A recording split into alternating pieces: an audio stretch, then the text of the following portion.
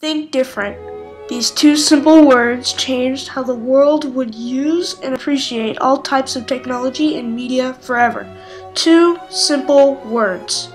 Connecting people across the globe is the legacy of a man named Stephen Paul Jobs. Today, when we look at the history of Steve Jobs and connect his dots, we find his life demonstrates one of an influential leader that left a colossal legacy. He had new visionary ideas that would later create an amazing legacy. In 1976, Jobs and his good friend Steve Wozniak started building circuit boards in Steve's parents' garage, and Apple Computer was born. Here are just a few companies that also started out of a garage. Just 3 short years later, on December 12, 1980, Apple Computer goes public, ending the day with a market value of nearly $1.8 billion. In 1983, Time magazine names the computer Machine of the Year after watching Steve and his team create the Mac the year before. Well, to create a new standard, it takes something that's not just a little bit different. It takes something that's really new and really captures people's imagination. And the Macintosh, of all the machines I've ever seen, is the only one that meets that standard. Steve's vision and leadership proves to be extremely successful. Apple's products are popular because they're simple, they're elegant, they're easy to use. But it all started from Steve Jobs asking that one question: what can we remove? Jobs was devastated about how he could be removed from the company he built. I'm convinced that the only thing that kept me going was that I loved what I did. You've got to find what you love. And the only way to be truly satisfied is to do what you believe is great work. And the only way to do great work is to love what you do. In 1985, Jobs started a company called Next that focused on a new operating system. Next would go on to develop the fastest operating system in the industry, known as OS X. Incorporated magazine named Jobs Entrepreneur of the Decade in April 1989. I was lucky enough to interview Beau Burlingham from Inc. magazine on Skype to his vacation home in Saint-Cyr, France. Mr. Burlingham conducted the interview with Steve Jobs in 1989 for their 10th anniversary special edition. Do you feel that he fulfilled his visions? He was somebody who was really an artist. An artist has a vision. He had a vision of the future. Was he a good leader? He was definitely a good leader, because when you look what he accomplished, he couldn't have accomplished it if he wasn't a good leader.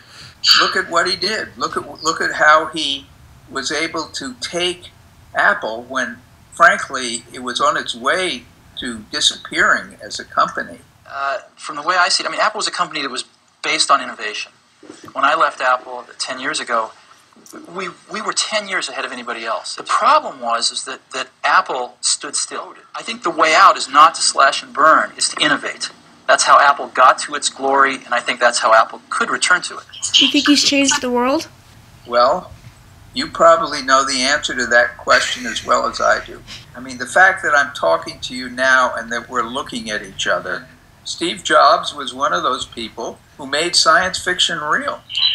So yes, he changed the world. I think we honor his legacy by having people like you, who are 11 years old, do something like this.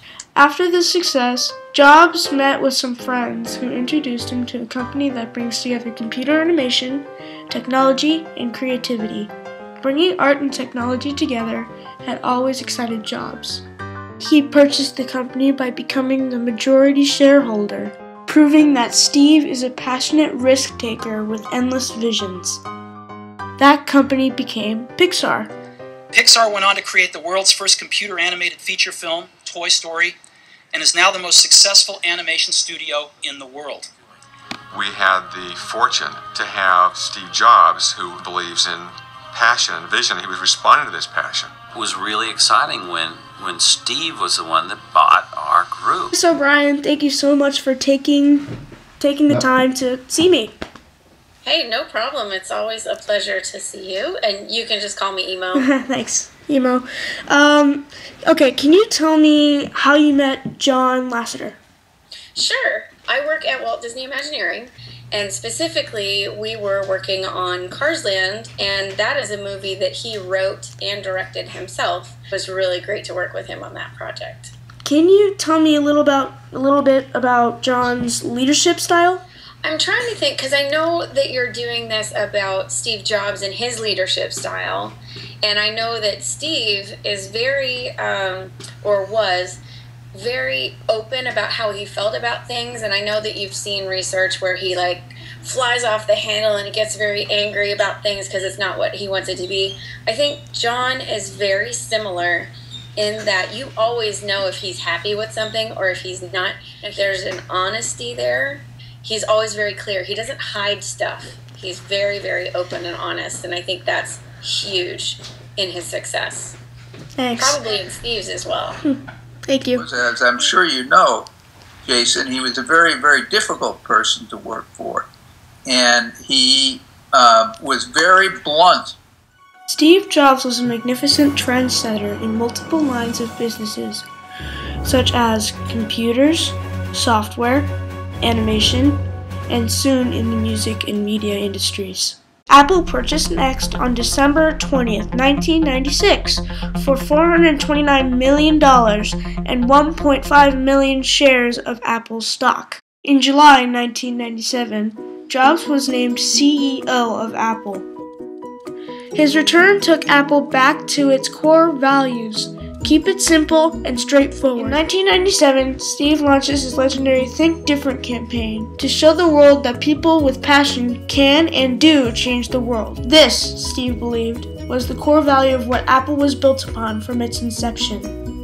And by returning to its basic values, it brought Apple back to be the industry leader it once was. In October 2001, Steve introduced the revolutionary iPod music player. It was the first device of its kind to be able to hold 1,000 songs in your pocket. Carrie Sherman says, "Of course other products will come along and try to copy the device, but at the moment, the iPod is the category." The iPod, it revolutionized music. We're using his products because they're damn good products. and because they allow us to do things that we otherwise wouldn't be able to do. Steve and his revolutionary vision of making technology simple allowed the iPad to make its way into many industries, such as healthcare. Medtronic is the leading medical technology company in the world. Our products alleviate pain and restore health for those with chronic disease. The lifeblood of Medtronic is producing new products. Without innovation, we wouldn't be able to get those products and therapies to our patients. iPad fuels innovation so we can get information to customers much quicker than we could before. It just goes on to say, iPad helps people think differently and act differently.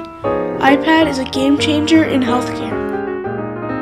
Very great leader. In fact, he had an impact on babies because babies are now accustomed to, sliding the screen.